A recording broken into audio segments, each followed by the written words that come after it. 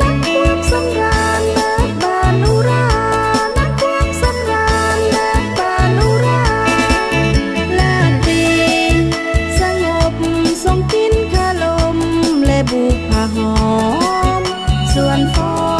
นน้อมนำทำความบันเทิงละลองวิญญาณทำความบันเทิงละลองวิญญาณลาตรีเวียนมาดาราเป็นแสงใสงาม